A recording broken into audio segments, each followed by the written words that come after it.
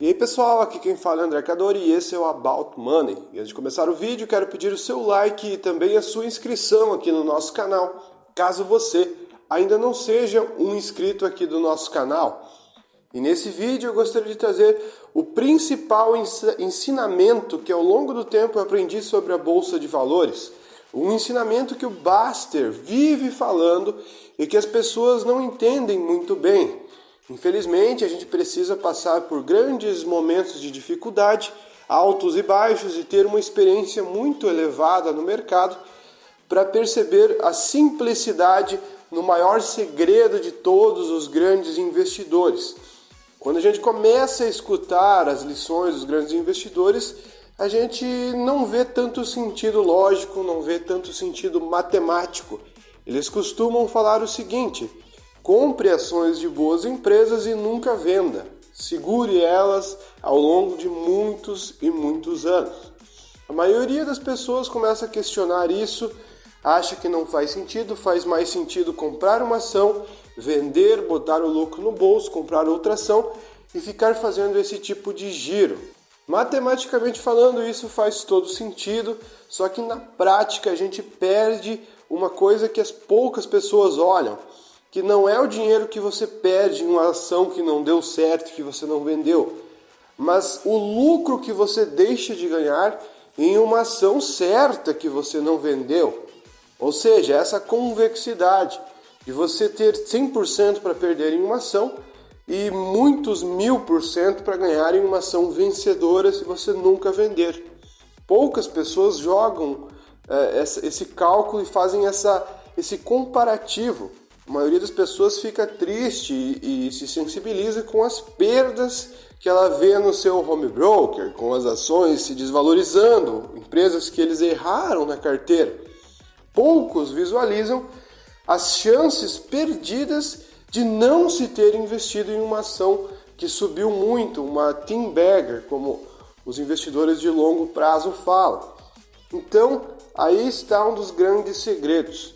E outra coisa que o Buster vive dizendo é que se você não tiver a capacidade de manter uma Cielo na carteira, você nunca vai ter uma Raia Drogasil que valorizou muito ao longo de vários anos.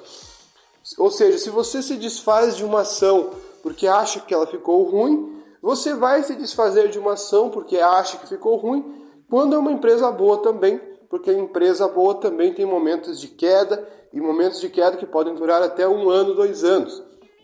Portanto, se você não segurar esse tipo de empresa, você nunca vai conseguir ter resultados consideráveis na Bolsa de Valores e você nem sequer saberá que está perdendo, porque você não joga em consideração aquilo que você deixou de ganhar, você só joga em consideração aquilo que você já perdeu.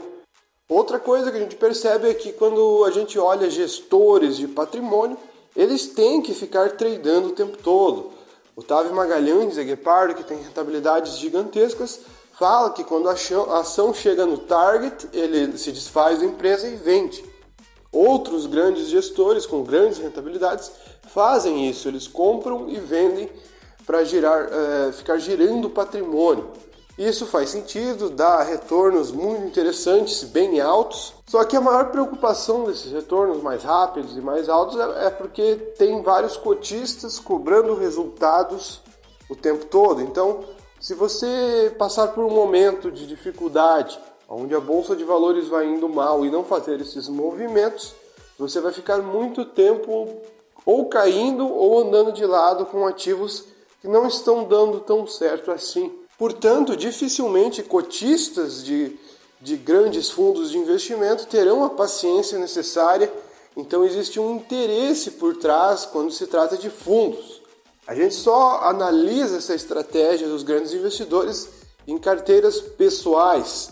As carteiras do Luiz Barsi, as carteiras do Luiz Alves, de grandes investidores, a gente percebe que os movimentos são baixíssimos. Dificilmente a gente vê grandes vendas ou vendas muito fortes. As posições quase sempre são as mesmas. A gente analisa posições de ações que estão lá há anos e não houve nem sequer movimentações em diversos meses. Vários meses passaram e tivemos pouquíssimas movimentações. e muitas vezes movimentações apenas de compra. Então a gente percebe que os grandes investidores, por não terem preocupação em dar retorno para cotistas, o foco principal é o retorno para eles mesmos, a gente percebe que os movimentos são mínimos e poucas pessoas têm essa paciência de nunca vender ativos e de não realizar movimentações o tempo todo. A gente tem uma necessidade humana de tentar fazer alguma operação, como se a gente precisasse sempre realizar alguma movimentação, senão a gente estaria fazendo algo errado. A gente tem a sensação que a gente tem que ter uma gestão extremamente ativa. E isso não é verdade. Um exemplo de como isso acontece na prática é que eu já tive carteiras de diversos tipos e quando eu estava com uma carteira determinada, eu falei, esses serão meus ativos durante muito tempo. Escolhi boas empresas, bons ativos. Eu lancei essas posições em uma planilha.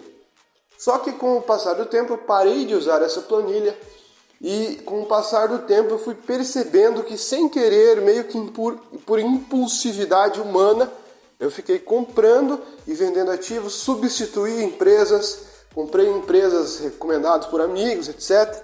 Fiz um giro total na carteira. E o que me levou foi retornos em algumas, prejuízos em outras, mas quando eu olhei depois de muitos anos, o retorno que eu teria se eu tivesse mantido as posições sem vender naquela carteira que eu lancei na planilha, eu percebi que o retorno seria infinitamente maior se eu tivesse mantido essas posições. Como eu não mexi na planilha, a sensação que deu é que eu não tive nenhum tipo de prejuízo, que as coisas deram tudo certo. Mas quando eu olhei a planilha depois de muito tempo, sem nenhuma alteração, eu percebi que eu teria tido um retorno muito, mas muito superior àquilo que eu tive. Portanto, na prática eu percebi que se você simplesmente comprar bons ativos, fazer uma análise simples e rápida de empresas que dão lucro e têm geração de caixa durante bastante tempo e que não fizeram um IPO recente, você terá grandes resultados só de deixar o investimento quieto e bem diversificado. Significa que todas essas empresas deram certo? Obviamente que não. Algumas ficaram para trás. Só que as que deram certo se valorizaram tanto e pagaram tantos dividendos que o retorno foi muito maior do que se eu tivesse mexido demais.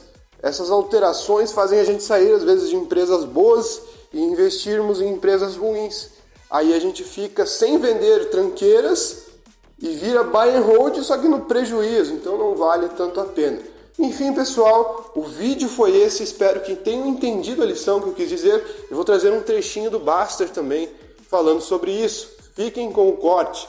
O custo e o preço do erro vai ser muito baixo. O grande prejuízo, e por isso eu falei lá atrás que eu tenho pânico de sair de empresa, é você sair de uma empresa boa. Porque todas elas, porque é muito fácil, 24 anos de lucro consecutivo, mas tem um período aqui parado. A outra aqui, ó, tem um período enorme aqui de lado, tanto o lucro quanto a cotação. E nesse período falam mal da empresa, não sei o que lá. Aí você sai depois de fora. Então, o meu pânico é sair de empresa boa, não é ficar em empresa ruim. Ficar em empresa ruim não acontece nada. Eu tenho aí algumas. Tá um canto lá no BS, uma merreca lá, dane-se. Não faz diferença nenhuma. E assim, como eu coloquei aqui numa postagem, o preço para você ter o EG, ter RADL, é você ter Cielo. Eu não estou dizendo que essas duas sejam boas e Cielo seja ruim, mas no momento a impressão que nós temos dessas duas serem muito boas e a Cielo vem com problema. Mas se você sai de Cielo agora, significa que você saiu da VEG lá atrás, quando ela ficou ruim, e saiu da RADL. Mas não ficou. É só vir aqui, ó, na VEG e vir aqui em Insight, clicar aqui em Insight, tá aqui, ó, Queda dos juros da Selic prejudica a VEG 2017. Olha só, coisas tiradas do nosso mural sobre a VEG. Calculei o preço justo, está bem caro no 16, o correto era C11. A receita cresceu muito, o lucro nada, 2015. É clara a perda de produtividade de caixa, não vejo crescimento nesse semestre, aumentou a dívida e reduziu o caixa, 2016. Não vai ter muito mais o crescer, não gostei do resultado trimestral, qual o impacto da margem de segurança negativa, 2017. Isso é tudo tirado dos nossos murais. Então, o cara que saiu de Cielo hoje, ele saiu da VEG. E isso tudo, aqui nesse gráfico, ela estava ali 7, 8, não sei o que, e foi até 70. Depois teve desdobramento, mas foi até 75. Então, em 2017, quando tem essas frases, ela estava 10. Em 3 anos foi para 75. Multiplicou por 7,5. Então, e tem aqui um insight mostrando que entre dezembro de 2007 e dezembro de 2009 ela teve queda expressiva de cotação, estagnação de lucro e queda do EBITDA. Depois ela explodiu. Então, tem coisas semelhantes no mural da Radiel também, mostrando um monte de gente reclamando e tal, da empresa e tal. Então, o grande problema de sair é esse. Ah, não, mas eu acerto qual sair. Se você acerta, meu amigo, você está bilionário em Mônaco. Acertar qual sair é mais difícil do que acertar qual entrar. Muito mais difícil. Agora a gente vê mensagens semelhantes sobre a Cielo. Mas essas se recuperarem, a Cielo pode não se recuperar. Mas como é que você vai saber diferenciar? Se você sabe diferenciar, então você está bilionário em Mônaco. Então o preço de ter Radiel e VEG é ter Cielo. Não tem que ser essas três, elas estão sendo usadas como exemplo. E por isso, hoje, eu não saio. Só se eu for expulso. Aí é OPA, né, fechamento de capital. Aí eu não tenho o que fazer. Hoje, para falar a verdade de vocês, eu já tive empresa que eu considerava boa e que pegou as ONs, transformou em UNIT. E aí eu saí porque eu tenho nojo de UNIT e de PN. Hoje nem isso eu sairia. Eu não compraria, porque eu não vou comprar UNIT e comprar PN, mas eu não sairia. Porque ela pode depois voltar atrás e voltar para o novo mercado, seja lá o que for. Mas nem isso eu sairia hoje em dia. Eu não compraria mais, mas eu não sairia. Bom, então, cada um tem que desenvolver os seus critérios. Eu coloquei aqui os meus, mas é podcast do Baster, então eu tenho que botar a minha opinião. Vou botar a opinião de quem? Do Souza, do Mário, do Sunda. Tem que botar a minha. E esse negócio de sair eu já sabia. Eu só não sabia que eu sabia. Porque eu nunca consegui sair das empresas e eu não sabia por quê. Hoje eu sei por quê. É o pânico de sair de uma VEG, de sair de uma Radiel, porque eu mesmo já falei mal da Radiel, então eu nunca consegui sair. Para mim hoje está muito simples, não quer dizer que está certo, que é o melhor, que só tem esse caminho, não, mas esse caminho me permite dedicar ao meu trabalho, à minha profissão, sem ficar perdendo muito tempo com empresas. E aí vai para o que realmente importa, que é aporte, tempo e valor. Sair de empresa perde o tempo. Nada potencializa mais o seu patrimônio do que tempo. E quando você sai, você perde o tempo. Então, por isso que eu sempre tive pânico de sair, mas nem sabia por quê. Então, esse foi o recado aí hoje do Podcaster. Entrar e sair de empresas. É isso aí.